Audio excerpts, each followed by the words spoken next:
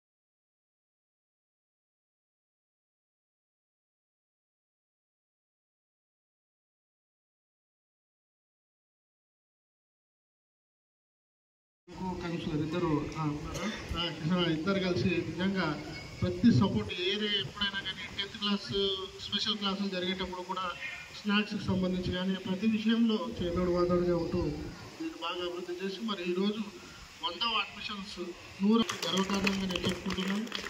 ఇంకా 20 అడ్మిషన్లు వచ్చినాయంటే దాదాపుగా 400 రౌండ్ ఫిగర్ 400 అయ్యే అవకాశాలు ఉన్నాయి. కాబట్టి కౌన్సిలర్ ఇద్దరు కలిసి నిజంగా ప్రతి సపోర్ట్ ఎప్పుడైనా కానీ 10th క్లాస్ స్పెషల్ క్లాసులు జరిగేటప్పుడు కూడా స్నాక్స్కి సంబంధించి కానీ ప్రతి విషయంలో చేదోడు వాదోడుగా ఉంటూ దీన్ని బాగా అభివృద్ధి చేసి మరి ఈరోజు 100 అడ్మిషన్స్ 100 గర్వకారణంగా నేను చెప్పుకుంటున్నాను.